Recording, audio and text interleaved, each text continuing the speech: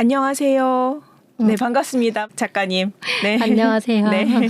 안녕하십니까. 장소가 갑자기 바뀌어가지고 당황하셨죠. 네. 또 새로운 곳에 오면 또 새로운 느낌으로 할 수 있으니까요. 아, 네. 긍정 마인드. 좋습니다. 네, 대문자 아이셔가지고 저희 프로그램 음. 이름처럼 대문자 아이의 아프리카거든요. 그래서 오늘 낯설지만 한번 적응해 보는 걸로. 네, 감사합니다. 좋습니다. 네, 오늘은 어느 나라로 가볼까요? 네, 오늘은 또 북아프리카의 다른 나라 알제리로 가보겠습니다. 네네. 알제리는 국기가 이렇게 생겼습니다. 제가 PPT 색도 국기색에 맞춰서 오늘은 녹색으로 네, 완전 한번 해보겠습니다. 깔맞춤 너무 예쁘다. 네. 알제리에 대한 기본 정보들 같이 나눠볼 거고요. 네. 그 알제리가 굉장히 역사적으로 이슈들이 많더라고요. 또 우리나라와 또 비슷한 역사들도 있고 해서 네. 굉장히 흥미로우실 거예요. 그리고 또 이곳은 꼭 가면 좋겠다 싶은 몇 군데 한번 살펴볼 거고요. 네. 근데 알제리는 관광 국가가 아니라서 국토가 넓은 거에 비해서는 그렇게 많은 곳이 있지는 않아요. 갈 만한 곳이. 그리고 마지막에 저희가 뭐 튀니지, 그다음에 모로코, 알제리 이렇게 북아프리카 3개국을 여행했잖아요. 네. 그러니까 관련된 퀴즈를 한번 이제 나라를 우와. 얼마나 잘 아시는지 아주 쉽고 간단한 퀴즈들로 마무리를 해보겠습니다. 네, 좋습니다. 공부하는 게 티가 확 나겠네. 알제리의 정식 국명은 알제리 인민민주공화국이에요. 그리고 면적은 대한민국만 따졌을 때 20배가 넘습니다. 굉장히 넓은 우와. 나라죠. 네. 그리고 정치 구조는 대통령제이긴 한데 의원 내각제 요소가 있고 네. 그리고 대통령제인데 아주 강력한 대통령제입니다. 그래서 입법부와 사법부로 예를 들어보면은 입법부 같은 경우에는 대통령이 의회를 해산할 수가 있어요. 와. 해산할 수 있을 정도의 강력하고 그리고 이제 하원과 상원으로 나눠져 있는데 네, 상원 의원의 3분의 1을 대통령이 임명을 할 수가 있습니다. 이거 독재 아닌가요? 제가 봤을 때 트럼프를 좋아할 것 같은데? 그리고 사법부 같은 경우는 이 대법원장 같은 경우 우리나라 같은 경우는 국회의 동의를 얻어서 이렇게 임명을 하는 걸로 맞아요. 알고 있는데 국회의 동의가 필요가 없습니다. 그러니까 의원의 그러니까 그 내각제에 없고 대통령이 임명을 할 수가 있고 그다음에 징벌 같은 경우에 그거를 관장하는 최고의원을 대통령이 겸하고 있어요. 그러니까 대통령의 권력이 굉장히 막강하더라고요. 뭡니까? 그리고 인구는 우리나라보다 적습니다. 그러니까 4,600만 명 정도. 그러니까 인구 밀도가 굉장히 낮은 거죠. 국토에 비해서. 그리고 언어는 아랍어. 이제 이거는 외우셔야죠. 아랍어 베르베르어. 외워야 되는 거였어요? 베르베르. 베르베르어. 두 가지 네. 언어. 그리고 이제 상용어로서 불어를 여기도 쓰고 있고요. 프랑스의 식민지였기 때문에. 그리고 종교는 이슬람교가 거의 대부분입니다. 그리고 이슬람교에도 수니파를 믿고 있어요. 네. 이란이랑 사이가 안 좋겠네요. 그리고 인종은 이제 아랍인과 베르베르인이 있는데 이제 모로코도 베르베르인들이 꽤 많았잖아요. 네. 거의 한 30% 정도였는데 알제리는 20% 정도 베르베르인들이 있습니다. 그러니까 베르베르어가 많을 수밖에 없겠네요. 대통령제 말씀을 드렸는데 올해 대통령 재선이 있었어요. 그래서 대통령 선거가 있었는데 재선이 됩니다. 네. 그래서 두 번째로 이제 임기를 시작하게 되었고요. 95%의 득표율로 연임에 성공했다. 근데 우리나라 이제 매체는 저 말까지 붙였더라고요. 러시아 우선 푸틴이 87%인데 그거보다 높았다. 우리나라는 굳이 그것까지 강조를 했고 네. 이제 외신들 같은 경우는 그냥 95%의 득표율로 대통령이 재선이 됐고 또 그랬기 때문에 긴장감이 없는 투표였다. 이렇게 너무하네. 근데 투표율이 되게 저조하네요.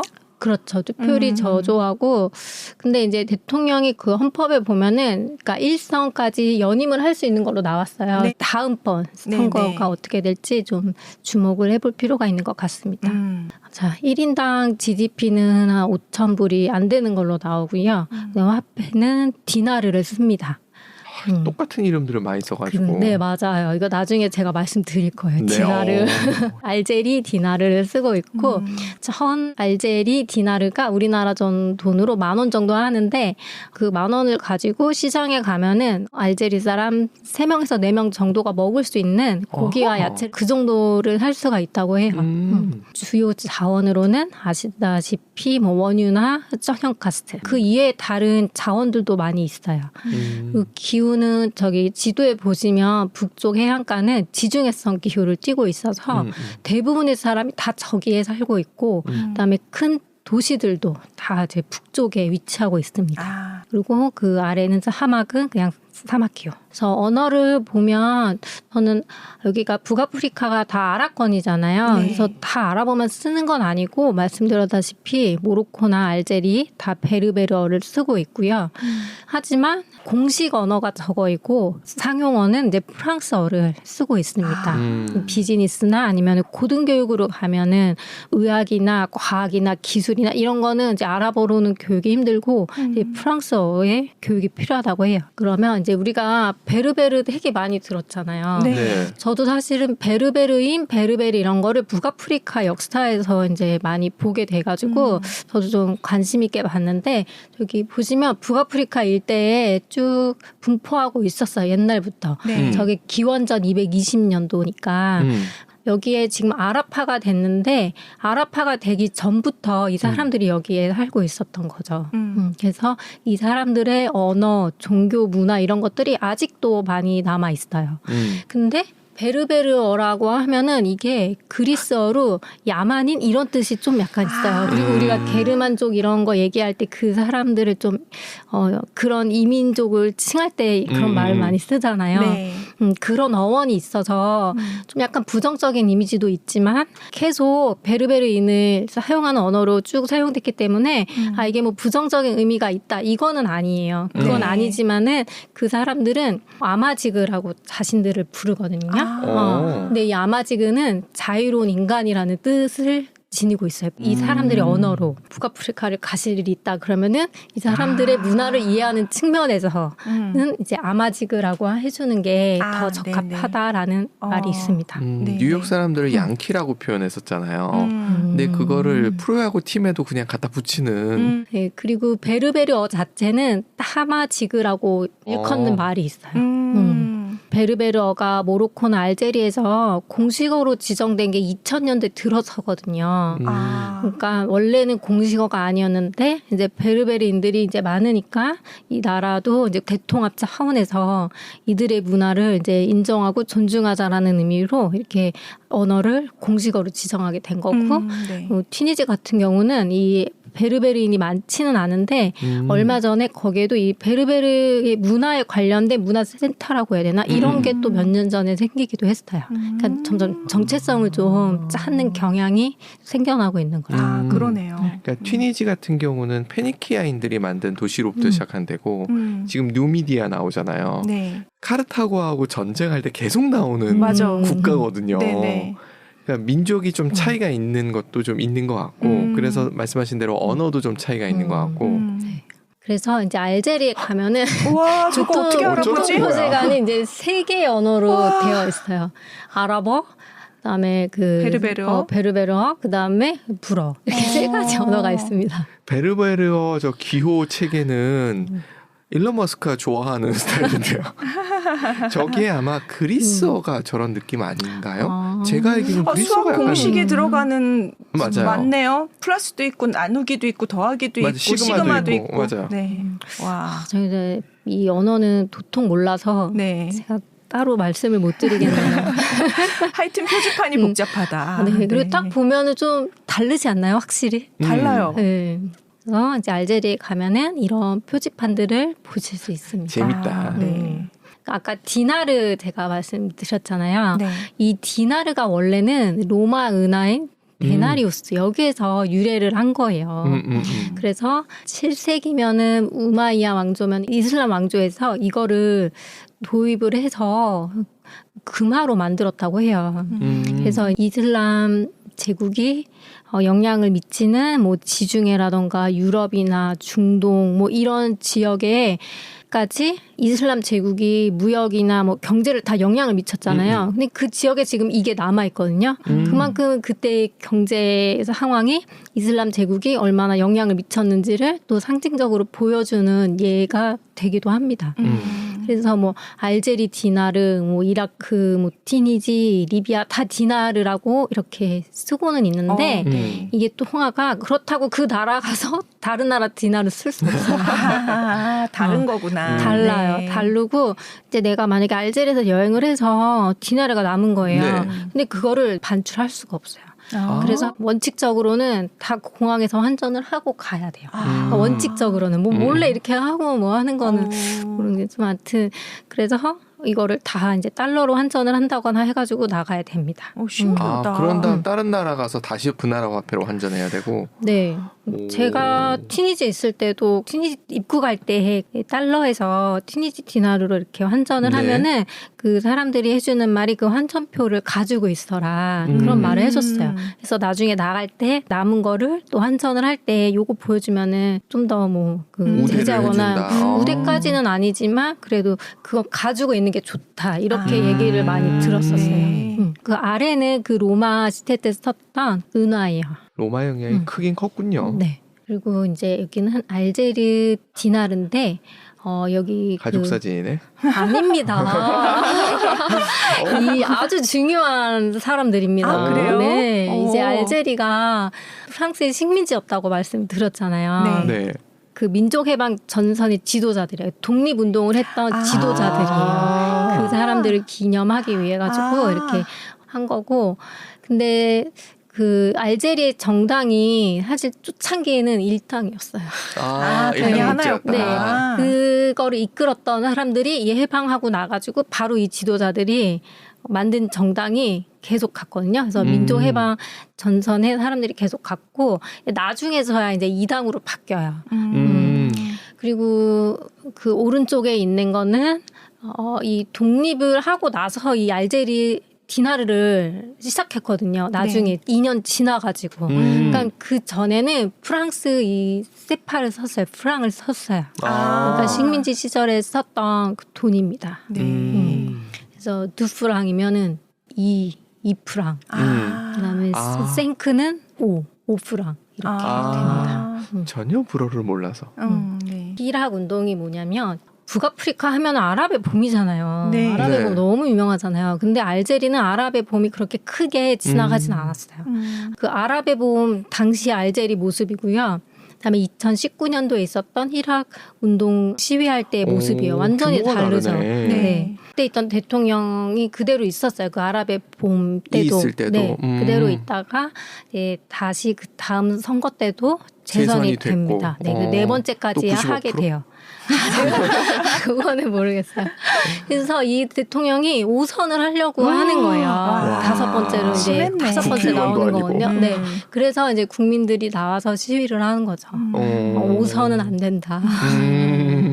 그래서 오히려 알제리는 아랍의 봄 때는 그냥 좀 상대적으로 티니지에 비해 조용하게 지나갔다면은 이때는 아주 전 국민들이 나와가지고 막 이 정도였어요. 그래서 시민 운동을 합니다. 그래서 결국은 5선 출마 못했어요. 아프리카에서 가장 큰 나라예요. 면적이. 근데 이게 원래 그런 건 아니었고요. 원래는 수단이 가장 컸는데 수단이 남수단으로 분리가 되잖아요. 그래가지고 이제 그 이후로 알제리가 이제 아프리카에서 가장 면적이 넓은 나라가 됩니다. 근데 면적이 넓기는 하지만 말씀드렸다시피 국토의 80에서 85%가 사막이에요. 저희보다 낫죠. 뭐 70%가 산인데 뭐 어디 나온 거지? 산이 낫죠. 산이 낫나요? 아니 요즘 여기는 사막이 가스 나오는데요. 맞아요. 그걸 태양광. 그렇군요. 네. 자, 요거는 무엇일까요? 알제리를 상징하는 사막용. 네. 검색을 할 때는 사막여우 말고 페넥여우라고 검색을 해야 잘 나와요. 원래 명칭이고 이제 알제리를 대표하는 동물입니다. 그래서 뭐 작은 객과 여우 속에 속하는 야행성 동물이라고 나왔는데요. 이게 이제 북아프리카의 사막 인근에 서식을 하고 있어요. 그래서 리비아에서 모로코 사막지대에 서식을 하고 있는데요. 보시면 귀 엄청 크죠. 네. 몸에 줄 비해. 알았어요. 귀도 크고 꼬리도 일반 여우에 비해 깁니다. 그럼 왜 이 크고 길까요? 전 알아요. 더워서. 꼬리는요? 꼬리는 모르겠어요. 꼬리는 이제 밤 되면 사막이 춥잖아요. 네. 이 꼬리로 이렇게 휘감고 잔다고 해요. 이불이구나. 따뜻하게. 모피. 그러네. 그러네. 모피 감싸는 거네. 다양한 것들을 먹어요. 식물부터 뭐 곤충, 뭐 다양하게 먹기 때문에 영양분을 또 여러 군데서 섭취를 할 수가 있는 특징이 있는데, 자, 이거 축구를 좋아하시는 분이라면 귀엽다. 네. 네. 축구 대표팀의 별명이 사막 여우들이라고 합니다. 그래서 저렇게 뭐 텀블러나 옷 같은 데도 이렇게 심볼을 넣어서 이용하기도 해요. 어린 왕자에도 나옵니다. 사막여우 나오죠. 네, 맞아. 근데 이 책에는 정확히 사막여우다라고 딱 명시를 하지 않는데 꼬리가 길고 이렇게 귀가 크잖아요. 그래서 사막여우다 이런 식으로 이제 사람들이 얘기를 하고 있어요. 그리고 이거 제 책이에요. 제가 찍어왔어요. 그렇구나. 이 어린 왕자가 이제 그 출판 연도에 따라서 이 앞에 표지가 조금씩 달라요. 근데 사막여우가 없는 것도 있거든요. 근데 마침 제 책은 있었어요. 우와. 그래서 너무 반가운 마음에 그러네. 찍어서 가져왔어요. 주인공이 밀렸어. 근데 제가 알기로는 생택지 베리가 알제리에 왔다 갔다 했다고 들었던 것 같아요. 비행을 하면서. 이제 이 생텍제베리가 프랑스에서 사이공을 가면서 최고 속력을 얼만큼 낼 수 있는지 테스트를 했다고 해요. 근데 그 중에 이제 불시착을 해요. 속도가. 불시착을 하는데 이제 일부는 모로코라고 알고 있는데 또 리비아라고도 많이 알려졌거든요. 그래요? 사막이 리비아 사막이다. 그래서 거기에서의 경험을 이제 바탕으로 해서 더해져 가지고 이 어린 왕자가 탄생을 한 거죠. 그러면 그 어딘가군요. 사막 어딘가. 사하라 사막. 네. 그래서 이제 사하라 사막에 사막 여우가 서식을 하고 있다고 말씀드렸잖아요. 그래서 이게 사막 여우일 거다 이렇게 추측을 하는 거고. 그리고 또 명언들을 남겼죠. 이 여우님께서. 맞아. 저런 말들을 했습니다. 길들인다는 것은 관계를 맺는다는 뜻이야. 이런 말을 해줬고 너가 길들인 것에 책임이 있어. 그리고 또 이거 중요한 것은 눈에 보이지 않아. 맞아. 저의 인생관 중에 가장 중요한 게 중요한 것은 눈에 보이지 않아요. 네. 제가 오늘 잘 가지고 왔네요. 뭐가 중요하다고 생각하십니까? 영성이요. 네. 작가님은? 저요? 요즘에 조금 바뀌었는데 돈인 것 같아요. 네. 저도요. 돈도 눈에 안 보이는 거잖아요. 사실은. 그래요. 보이죠. 돈은 지폐? 네. 아까 우리 봤잖아요. 디나르. 그렇군요. 프랑스의 식민 지배를 좀 말씀드려볼까 하는데 저 너무 여기에 몰입을 한 나머지 이거를 준비하는데 시간을 여기 많이 써가지고 뒷부분에는 힘을 좀 빼셨다. 네, 힘을 좀 뺐습니다. 네. 네. 근데 이제 알제리에 대해서 알면 알수록 우리나라와 너무 비슷한 것들이 많구나 이런 생각이 들었어요. 보면은 이제 알제리가 132년간이나 프랑스의 식민지였어요. 그리고 독립을 하기 위해 독립전쟁을 무려 8년 동안 지속했습니다. 와, 프랑스가 정말 놔주기 싫었나 보다. 네, 맞아요. 이 모로코랑 튀니지는 금방 놔줬거든요. 그러니까요. 그리고 나서 알제리에 완전 집중을 했죠. 알제리가 기름이 나서 그렇구나. 여러 가지 이유가 있는데 그것도 이유일 수 있어요. 그리고 지배 구조 자체도 달라요. 모로코랑 튀니지는 그냥 보호령이었거든요. 근데 알제리는 그야말로 식민지였어요. 그래서 이 보호령과 식민지의 차이를 조금 이제 말씀드리면은 보호령 같은 경우는 그 집의 계급이나 아니면 그 왕이 있을 거 아니에요. 그런 것들이 어느 정도 유지가 돼요. 공식적인 국가 원수가 유지가 됩니다. 네. 그래서 튀니지 같은 경우는 베이가 그대로 있었고요. 모로코는 술탄이 그대로 있었어요. 근데 이제 알제리 같은 경우는 프랑스가 직접 통제를 합니다. 그래서 보호령 같은 경우는 어느 정도 자치권이라는 게 있었는데 이제 식민지 같은 경우는 그게 거의 없다고 보면 되죠. 우리나라도 총독이 세워졌잖아요. 네. 그런 거랑 같은 맥락이라고 보시면 돼요. 그리고 우리나라가 이제 지배를 받으면서 문화적으로나 언어적으로도 많은 억압을 받았듯이 알제리도 그렇습니다. 그러면 어쩌다가 식민지가 됐을까요? 유추해 보시겠어요? 파리제 사건? 모든 것의 파리제 발달? 사건? 네. 저도 이제 요거 알제리를 준비하면서 이제 알게 됐는데 크게 이제 알제리가 식민지가 된 계기가 된 거는 두 가지가 있어요. 첫 번째로는 이 파리제 사건. 저렇게 생긴 게 파리를 쫓는 건데 부채처럼 사용되기도 했다고 해요. 팩트만 딱 말씀 먼저 드리면은 배경은 이제 나중에 말씀드릴게요. 보면은 왼쪽이 프랑스 영사 그리고 오른쪽이 알제리의 대입니다. 그래서 둘이 얘기를 하다가 언성이 오가고 부채를 툭 치죠. 뺨을 치게 돼요. 그래서 이제 프랑스 영사가 이거 너무 외교적인 모욕이고 결례다. 그래서 사과를 해라 했는데 끝까지 안 합니다. 또 안 해가지고 결국은 이제 프랑스가 이 알제리 그 북쪽에 있는 해안가에 군대를 보내요. 해군을. 그리고서는 3년 동안 거기를 점령을 하고 마침내 이제 식민지로 함께 됩니다. 핑계지. 핑계죠. 네. 이제 원래 프랑스는 가고 싶어 했어요. 뺨 한 대 내주고 162년 동안 먹고. 30년. 그쵸. 132년. 그래서 이런 일이 있었어요. 근데 그러면 왜 무슨 얘기를 했던 걸까 아까 전에.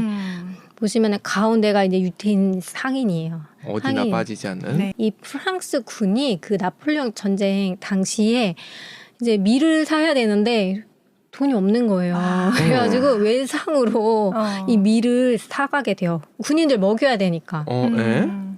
사가게 되고 근데 알고 봤더니 이 유대인은 데이에게 빚을 지고 있었던 거예요. 그래서 데이가 빨리 빚을 갚아라. 그랬더니 유대인이 나 돈 외상을 줬다. 받으려면 프랑스한테 달라고 해라. 이렇게 말이 나온 거예요. 어음을 넘겼군요. 쉽게 얘기해서. 네, 그렇죠. 근데 이게 또 문제가 되는 게 그러면은 빚이 이게 도대체 몇 년 동안 있었던 거냐. 네. 되게 오랫동안 몇십 년 동안 안 갚아요. 왜냐하면 이 나폴레옹이 기간이 끝나고 나서 다시 왕정이 복구가 되잖아요. 그러니까 왕정을 바꿨던 사람이잖아요. 그러니까 이 나폴레옹을 싫어한단 말이죠.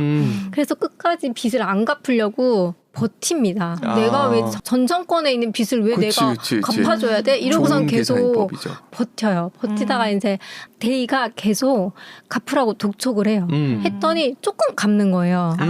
그랬더니 이 데이가 갚으라고 하니까 갚네? 계속 독촉해야겠다. 그래가지고 아까 그게 계속 독촉하던 그 장면이에요. 뺨 때리고서. 근데 이게 때린 건지 그냥 살짝 이렇게 한 건지. 살짝이었겠지. 네, 그랬겠죠. 그 사건이 하나 있었고 그래서 그 빌미를 던져준 거고요. 그리고 보시면 여기 이렇게 해안선을 이렇게 쭉쭉 거봐요. 그러면 이 지중해 해안가가 프랑스령이 돼버리잖아요. 그러니까 이게 얼마나 넓은 바다예요. 그러니까 프랑스는 여기를 더 놓기가 싫었던 거야. 그러네. 위치가 딱 중간에. 그리고 거기를 출발지로 해가지고 북쪽에서 쭉쭉 아래로 또 내려오죠. 서쪽으로도 가고. 그러니까 얼마나 좋은 빌미겠어요. 프랑스 나빠. 또 두 번째 빌미도 있습니다. 이 바르바리 해적이라고 혹시 들어보셨나요? 아니요. 이 북아프리카에 있던 해적인데요. 그 무슬림 해적이죠. 원래 이 알제리 조 지역에 있던 해적들인데 이 16세기에서 19세기까지 유럽을 상대로 약탈을 했던 해적들이에요. 그러니까 그 남부 유럽이나 뭐 이탈리아, 뭐 스페인, 뭐 이런 데 가가지고 그 마을을 약탈해 오기도 하고 또 노예를 또 잡았어요. 백인 노예. 그래서 노예 사람들을 잡아와가지고 백인 노예로 팔았어요. 기독교인들이 결국 노예가 되는 거죠. 그렇게 했는데 근데 조 시대면은 오스만 제국 시대거든요. 그쵸. 원래 무슬림에서는 노예를 이렇게 용납을 안 한다고 들었어요. 근데 오스만 제국이 이걸 용인을 해줍니다. 눈 감아줘요. 이제 종교가 달라서. 근데 기독교인들도 그런 걸로 알고 있거든요. 기독교인들도 요때 말고 좀 뒤에 노예제도를 없앤다라고 얘기를 해놨는데 미국에서는 노예제도가 계속 가잖아요. 그 가장 좋은 빌미가 쟤는 기독교인도 아니야. 그리고 흑인들을 원숭이 취급을 했거든요. 그러니까 사람으로 안 본 거지. 그래서 또 이런 노인 문제가 있었어요. 그래서 이제 뭐 영국이나 프랑스에서는 늘 이 잡혀간 노예들을 따라 잡으러 오는 건 아니지만은 가끔 이렇게 민심을 얻는다는 차원의 위해서. 그런 목적으로도 이걸 이용을 했다고 해요. 또 마침 또 알제리가 탐이 나던 그때이기도 해서 이거를 또 빌미를 삼았다고 합니다. 바르바리 해적들이 있던 그 지역이나 오스만 제국이 용인을 해줬다고 했잖아요. 그럼 무슨 이익이 있으니까 용인을 해줬을 거 아니에요. 네. 이 사람들이 이 해적선을 만들 때 쓰는 그런 비용이나 뭐 무기나 이런 것들을 돈을 빌려가지고 이런 것들을 마련을 했는데 그래서 약탈을 해서 남은 그 돈의 일부를 뭐 10% 막 이런 식으로 그거를 이제 준 거죠. 그러니까 이제 은근슬쩍 용인해주고 이거를 그냥 하나의 뭐 무역처럼 그냥 여겼다고 해요. 그래서 이게 바로 이제 두 번째 명목이 될 수 있겠습니다. 그래서 이 알제리는 이제 외교적 결례를 범하고 노예 무역을 또 막는다는 명목으로 해가지고 3년 동안 알제 항구를 해군으로 봉쇄당하고 결국은 식민지 발판을 마련하게 되는 거죠. 나도 뺨 한 대 맞고 저 정도 식민지 지배할 수 있으면 맞겠다. 이제는 정말 가슴 아픈 프랑스의 이제 식민 지배가 시작이 됩니다. 프랑스가 알제리를 더 놔주기 싫어했던 이유 중에 하나가 이제 알제리는 거의 프랑스 본토처럼 취급을 받아요.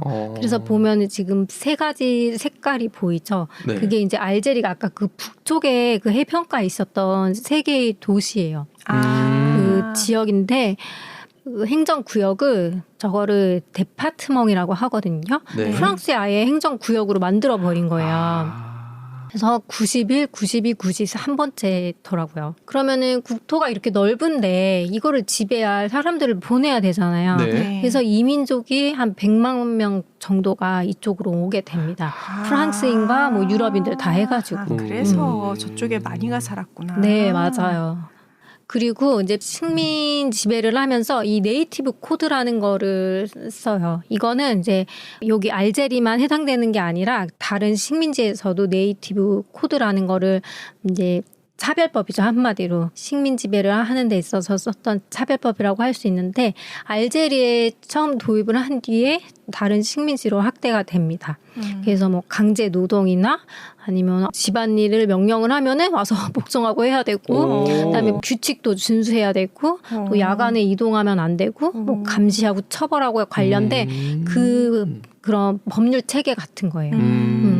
그리고 이거는 그 알제리에 되게 많은 이주민들이 왔다고 했잖아요. 근데 그 사람들한테는 별도로 이제 적용을 하고 여기 알제리에 원래 살고 있던 사람들에게 적용했던 법이 이게 네이티브 코드라는 거예요. 그리고 프랑스가 여기 와서 핵무기 실험도 했습니다. 이 사막에.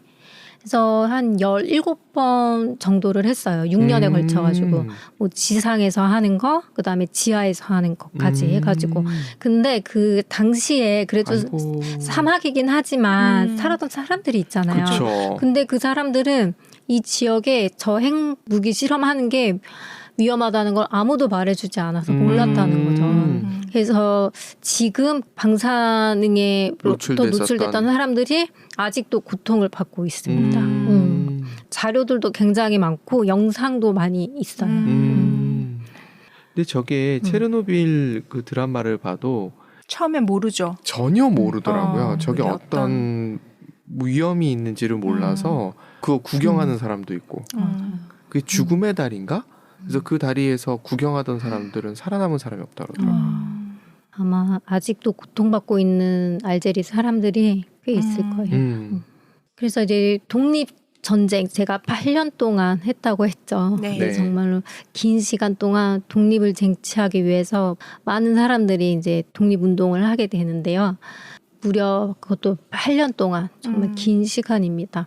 그 당시에 이제 민족해방 전선이라고 Front de Libération National이라고 해요. 그래서 보통 FNL이라고 부릅니다. 그래서 저 사람들이 원래는 54년 이전에는 사막지대가 굉장히 넓잖아요. 네. 그런 곳에서도 뭐 단발적으로 게릴라전이나 이런 거를 했다고 해요. 폭탄 테러나 이런 거를 하기는 했는데 활동을 하는 이유는 국제사회가 좀 알아주기를 바라는 마음이잖아요. 우리가 네. 이런 식민 지배를 받고 있다는 거를. 근데 이 사막이 너무 넓고 이러다 보니까는 이게 국제적으로 잘 알려지지가 않는 거예요. 그래서 나중에는 해안가에 있는 도시들로 이제 활동지를 옮기게 됩니다. 거기서 이제 활동을 하게 되고 대신에 또 이 알제리 사람들도 희생을 많이 당했죠. 그래서 62년에 독립을 하고 올해가 70주년을 맞는 해입니다. 그래서 알제리 국가를 까사망이라고 하는데요. 왼쪽에 있는 거는 그냥 편지 봉투에 우표가 있는 거예요. 저기에 이제 국가가 써 있는 거고 그 왼쪽에 있는 사진이 알제리 국가의 가사를 만든 분의 사진이에요. 원래는 시로 썼는데 나중에 거기에 곡이 붙여졌다고 합니다. 그리고 이 가사는 독립 과정에서 만들어졌어요. 그 만들어진 게 잠깐 먼저 보여드리면 여기가 세르카지 감옥이에요. 네. 독립운동을 할 때 여기에서 50에서 80명 정도에 되는 독립운동을 했던 사람들이 여기서 희생을 당했다고 합니다. 그래서 지금은 박물관으로 다시 탈바꿈을 했어요. 이 감옥에 수감되어 있을 때 이분이 종이나 이런 연필이 없잖아요. 네네. 그래서 본인의 피로 벽에다가 시를 썼다고 해요. 그리고 이 알제리 국가는 군가에서 출발을 했다고 하는데요. 프랑스도 그렇대요. 가사를 보면 그거를 느낄 수가 있어요. 전쟁 이런 것들. 순결한 피, 뭐 하약을 운을 삼고 총성을 가락 삼아 이런 거를 보면은 아 군가에서 정말 국가가 왔구나 이런 거를 느껴질 수가 있고요. 굉장히 비장하죠. 심판의 때이다. 그래서 그 전쟁을 하는 중에 알제리 독립운동을 했던 사람들이 많은 고문과 살해를 당합니다. 근데 여태까지 저거를 프랑스는 인정을 하진 않았었어요. 와. 인정을 하지 않다가 이제 마크롱 대통령이 2번에 걸쳐서 인정을 합니다. 어떤 식으로 회피를 했었냐면은 고문을 당해서 죽었는데 자살을 했다. 이런 식으로 이제 조작을 했죠.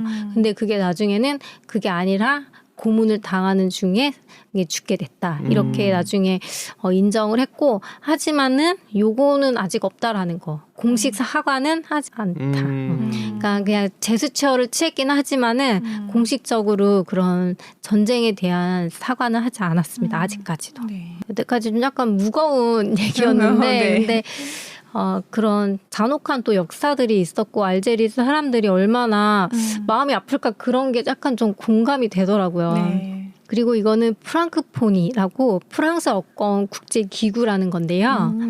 이제 프랑스어를 모국어로 하거나 행정 언어로 쓰는 국가들로 구성이 된 기구입니다.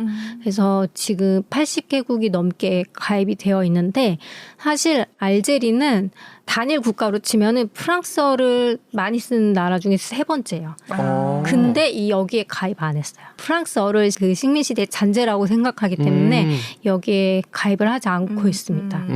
프랑스어가 원래는 이제 1차 세계대전까지는 유럽에서는 공식 언어로 영어보다는 이 유일한 공식 외교 언어였다고 해요. 이 프랑스어가. 그래서 이 프랑스어가 굉장히 좀 강력하게 많은 사람들이 썼긴 했는데 베르사유 조약이 있은 뒤부터는 이제 국제협정에서 이제 영어가 쓰기 시작되었고 이제 영어가 더 많이 더 국제적으로 힘 있는 언어가 되었죠. 그래서 아까 프랑크폰이라는 요 기구에서 이제 2년마다 정상회의를 합니다. 그래서 왼쪽은 올해 있었어요. 올해 프랑스에서 있었고 오른쪽은 이제 2년 전에 튀니지에서 개최가 되었더라고요. 그래서 가입 나라마다 돌아가면서 이 기구 정상회담을 하고 있습니다. 아까 말씀드렸던 알제리는 아직도 가입을 안 하고 있다라는 거. 프랑크폰이라는 기구를 그냥 식민지에 대한 영향력을 유지하기 위한 수단으로 이제 보는 거죠. 알제리는. 이 차이가 나네요. 영국 식민지였던 데들은 거의 자발적으로 그걸 하잖아요. 그리고 영국 여왕을 상징적이지만 여왕으로 인정하는 그런 분위기가 있는데 얼마나 혹독하게 했으면 이런 맞아요. 생각이 드네요. 알제리는 독립하고 나서 정말 강력한 아랍어 사용 정책을 합니다. 튀니지도 그랬지만 알제리도 굉장히 강력하게 이제 아랍어 사용 정책을 시작하는데요. 프랑스어 지위를 축소하려고 되게 노력을 했고 학교에서 주요 언어를 교육 언어를 아랍어로 하려고 했고 그다음에 공고 행정이나 법률 문서 같은 거 있죠. 네. 그런 거는 이제 아랍어로 한 것만 뭐 법적 효력을 발생시킨다거나 이런 식으로 아랍어를 장려를 합니다. 그리고 최근인데요. 2023년도에 났던 기사예요. 오른쪽, 그러니까 왼쪽에 있는 게 이제 알제리가 사립학교에서도 이제 프랑스어 교육 과정이 있었는데 프랑스어 교육 과정을 중단시킵니다. 그래서 만약에 그걸 따르지 않을 경우에는 학교를 뭐 문을 닫게 한다거나 이런 식으로 법적 제재를 가했어요. 그리고 프랑스 그 교육 시스템의 대학 입학 제도가 바칼로레아라는 게 있는데 네. 원래는 그걸 알제리에서도 볼 수가 있었다고 해요. 근데 그 시험을 폐지해서 굳이 보고 싶으면은 이제 프랑스로 가서 시험을 보게끔 했다고 합니다. 근데 사실 아직도 근데 의학이나 수학이나 과학 분야에서는 프랑스어가 여전히 중요한 언어긴 합니다. 한꺼번에 받기가 참 쉽지 않은. 그리고 이제 프랑스어 대신에 영어로 그 제2 외국어를 대체하려는 시도들이 일어나고 있어요. 그래서 알제리 내에서 이제 프랑스어 지위를 축소하려는 움직임이 계속 일어나고 있고 대통령이 아예 영어가 국제 언어라고 딱 지지를 합니다. 어찌 보면 우리가 일본어를 빨리 지울 수 있었던 게 저런 비슷한 형태가 아니었나 싶어요. 맞습니다. 우리나라도 이제 우리 말을 이렇게 몰래 그렇죠. 배우고 그랬잖아요. 아, 2번은 삐에누아인데 들어보셨나요? 삐에누아? 어디서 들어봤지? 그 와인 이름이 있는데. 이건 와인은 아니고요. 이제 삐에는 발이라는 뜻이고 누아는 검다라는 뜻이에요. 그러니까 검은 발이 되는 거죠. 그러니까 알제리가 130년 동안, 32년 동안 지배를 받았다고 했잖아요. 네. 그래서 유럽이랑 프랑스에서 이주민들이 왔다고 했는데 그 이주민들이 여기에 이제 오래 있다 보니까 자식들을 낳게 되잖아요. 그렇죠. 프랑스 사람들이 와서 여기서 자식을 낳은 거죠. 그런 사람들을 삐에누아라고 불렀어요. 그러니까 검은 대륙에 발을 두고 있는 거죠. 또 그런 의미도 있고 프랑스 군인들이 검은 장화 있죠. 종아리까지 올라오는 검은색 장화. 네네. 또 그것 때문에 삐에누아라고 부른다는 말도 있고 한데 이제 이게 더 일반적이긴 해요. 프랑스 지배를 받던 시기에 알제리에서 태어난 프랑스나 뭐 유럽계 사람들을 삐에누아라고 말을 하고요. 그러니까 이 사람들의 정체성은 그래서 좀 독특한 거죠.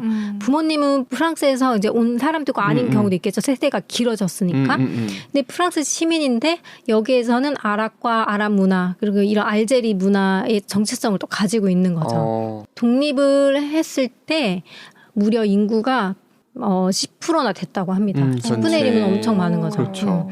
근데 독립을 하고 나서가 문제인 거예요. 이 사람들이 아무래도 기득권자들이니까 계속 있으면 이 원래 있던 알제리 사람들이 싫어할 거 아니에요. 네. 그래서 이 알제리가 독립한 다음에 이 많은 사람들이 몇 달 안에 프랑스 본토로 이제 다 떠납니다. 물론 못 떠난 사람도 있는데 대부분이 이제 프랑스 남부나 뭐 이런 쪽으로 많이 떠나게 돼요.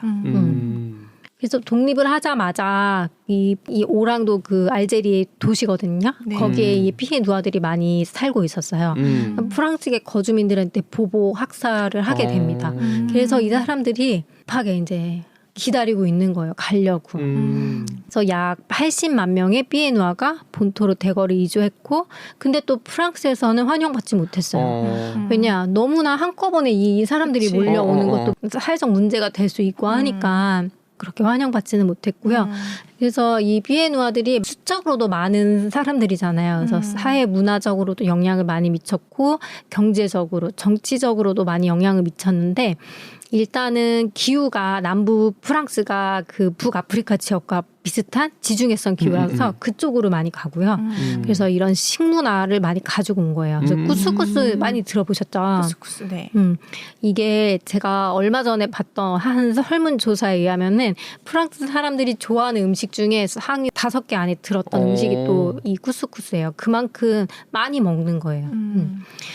그리고 또 경제적으로는 그 사람들이 기득권자였기 때문에 뭐 숙련가도 많았고 기업가들 이런 사람들이 많아서 일부 경제 부분에선 또 활력을 불어넣는 역할을 또 하기도 했다고 합니다. 모두 다 이렇게 알제리 독립에 이렇게 찬성을 했던 게 아니거든요. 반대했던 그 구구 성향을 또 지지하는 많은 피에누아들이 있다고 해요.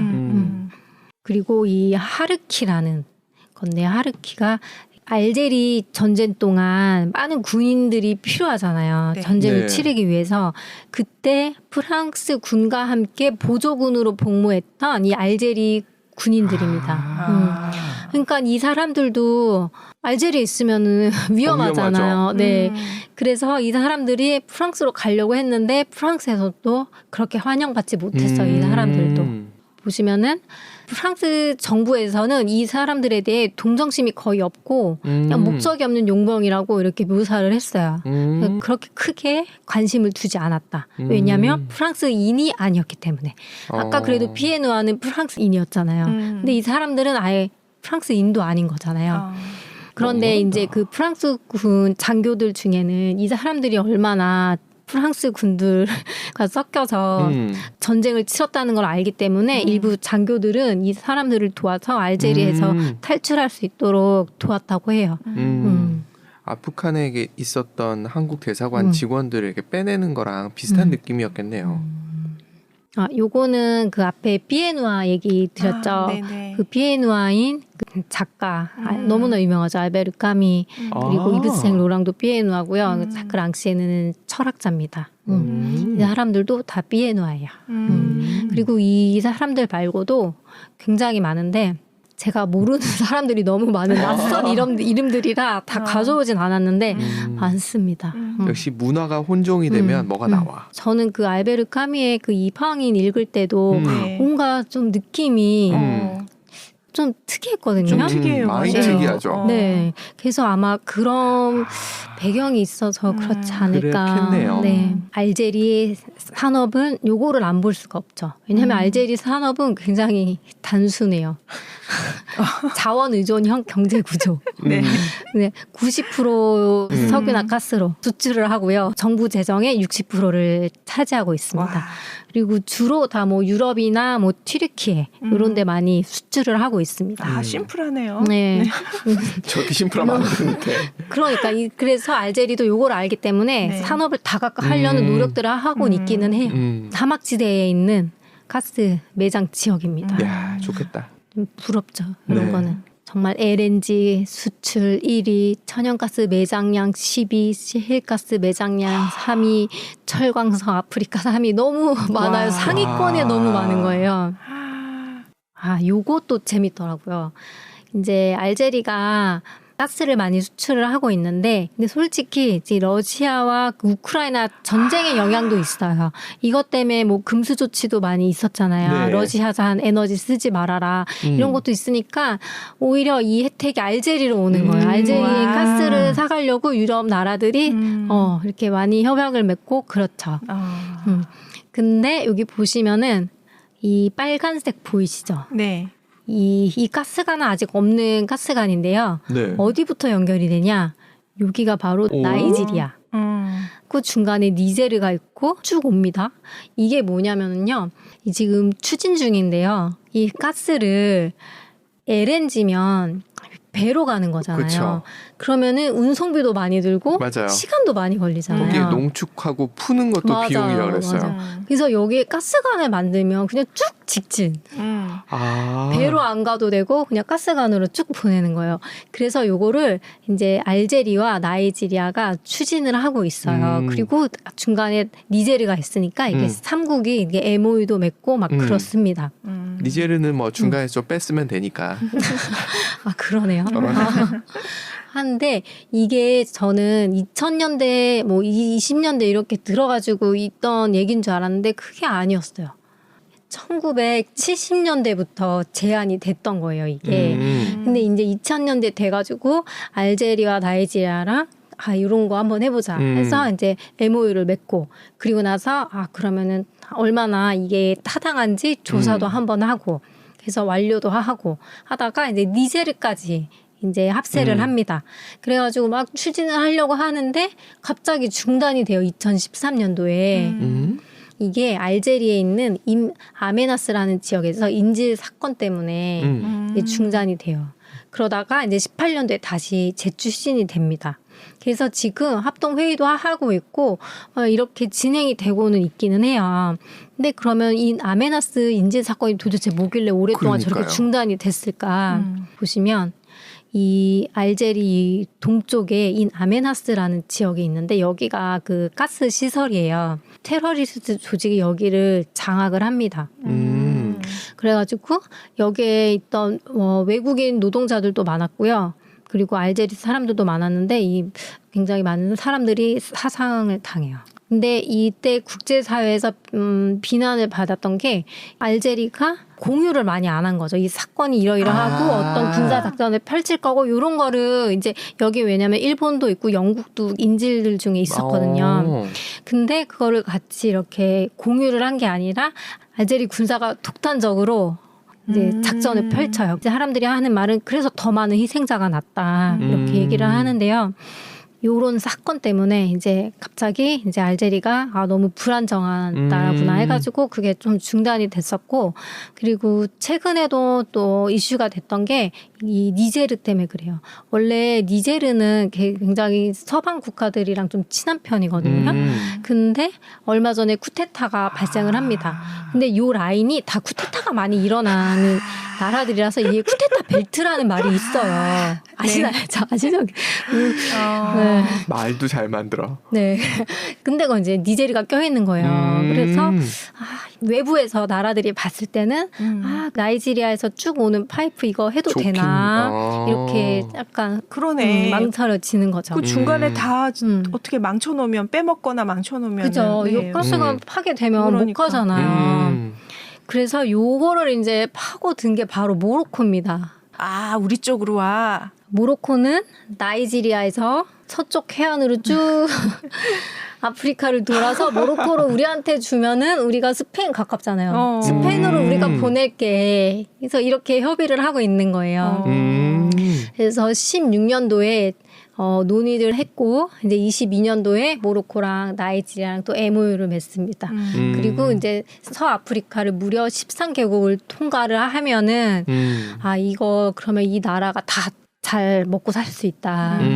실업도 해결될 수 있고 일자리도 더 많이 만들 수 있고 이런 식으로 이제 얘기가 오가는 거죠. 하지만 구체적으로 이런 어떤 일정은 없고요.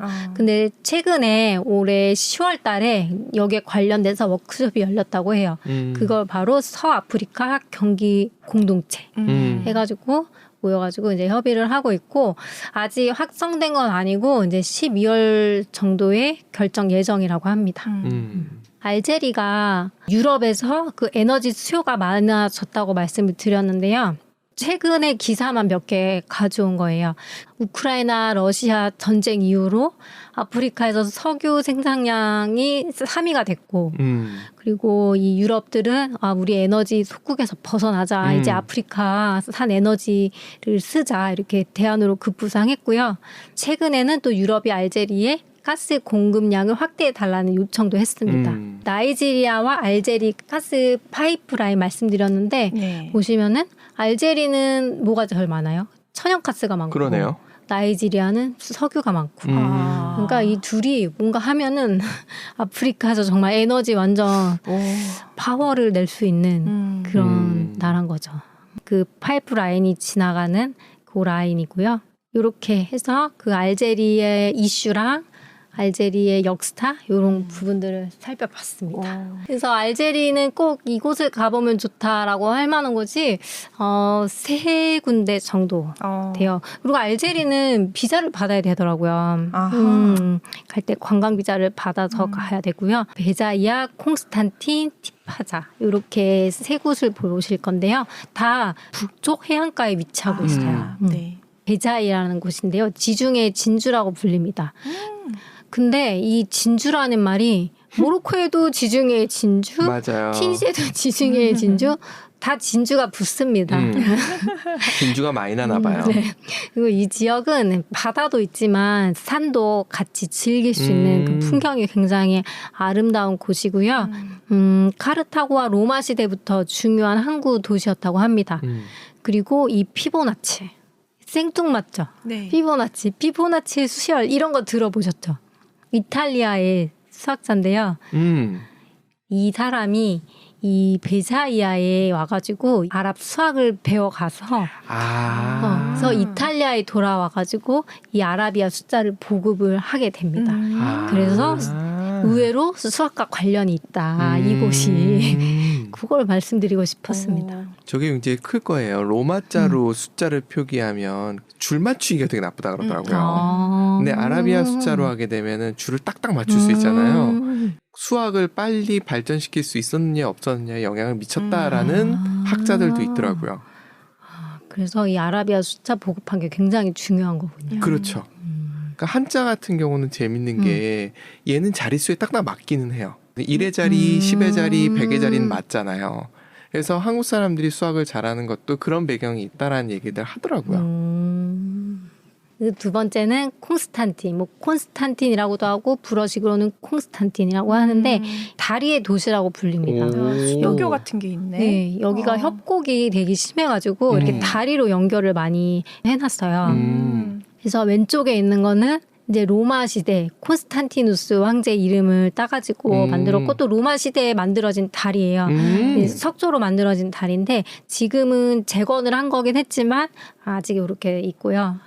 그리고 맨 오른쪽은 이 CDMC라고 불리는데 이슬람 지도자의 이름을 붙여가지고 만들었고 근데 만들기는 프랑스 사람이 설계를 했다고 합니다. 야 저거 진짜 아찔하겠는데? 그죠. 진정한 출렁다리인데요. 그래서 여기를 가면은 요 곤돌라를 타야 합니다. 그 아래 그 협곡을 쭉 볼 수가 있어요. 그럼 이번에는 마지막 여행지인 티파자로 가보겠습니다. 오른쪽 지도에서 보이듯이 북쪽 해안가에 위치하고 있고요. 수도 알제에서 자동차로 1시간 정도 거리에 위치합니다. 왼쪽 사진에서 보면 지중해 해안가에 완만한 언덕 위에 자리 잡고 있고요. 이곳은 페니키아인들이 세운 곳입니다. 그래서 페니키아 시대뿐 아니라 로마 시대, 비잔틴 시대 유적지까지 볼 수 있는 곳입니다. 지금 보시는 사진들이 로마 시대의 유적지이고요. 티파자는 이런 유적지들이 굉장히 많습니다. 그래서 역사적으로 그 가치를 인정받아서 유네스코 세계유산으로 등재된 곳입니다. 이곳은 또 한 가지 흥미로운 것이 있는데요. 바로 알베르 까미의 기념비가 있는 곳입니다. 그만큼 까미가 이제 티파자와 깊은 관계가 있다라는 뜻인데요. 그의 작품 속에서 티파자에서 느낀 아름다운 자연과 인간 존재의 조화를 묘사했다고 합니다. 사진으로는 잘 보이지는 않지만 이 자세히 보시면은 그의 작품 속에 있는 문장이 이 기념비에 새겨져 있습니다. 그 내용은 사람들이 영광이라고 하는 것이 무엇인지를 깨닫는다. 그것은 거리낄 것 없이 사랑할 권리이다. 굉장히 유명한 문장이고요. 이 기념비는 이제 1961년도에 바로 이 로마 유적지 한가운데 세워졌습니다. 마지막으로 보시는 사진은 마우레타니아 왕의 묘입니다. 사진으로는 웅장함이 잘 느껴지지는 않지만 무려 가로가 60m, 그리고 높이가 한 40m 정도 되고요. 유방 2세와 그의 아내 클레오파트라 셀레네 2세를 기리기 위해 지어졌는데 사실상 그 유해는 발견되지 않고 있다고 합니다. 어려운 일이 시작됐습니다. 드디어. 네, 퀴즈입니다. 자, 이제 다 했던 거라서 이제 아프리카의 가장 북쪽에 위치한 나라는 어디일까요? 둘 중에 하나인데 튀니지 아니면 모로코인데. 모로코. 네, 모로코, 튀니지. 네. 네, 그다음 이거는 너무 쉽다. 알제리. 면적이 맞습니다. 알제리. 아까 알제리. 네, 좀 전에 나왔으니까. 그리고 인산염이 가장 많이 있었던 나라. 세계에서 네. 알제리가 세계 3위였어. 그럼 모로코겠다. 아, 네, 맞아요. 다 맞췄어. 네, 정답입니다. 한번 확인해 보시죠. 왜 이렇게 억울해하세요? 맞출 수도 있지. 잘 찍는데. 진짜 잘 찍었네. 자, 두 번째. 자, 로마가 120년간 포에니 전쟁을 치른 카르타고의 본거지는 어디일까요? 튀니지. 맞습니다.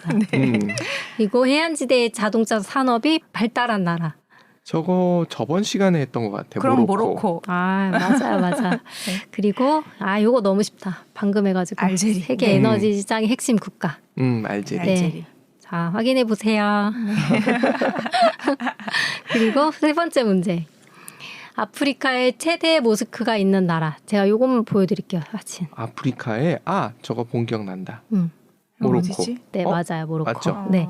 그리고 요거 오늘에서 알제리. 8년간 독립한 나라. 아람의 봄의 발원지 노벨 평화상까지 받았습니다. 이게 튀니지겠네요. 네, 맞습니다.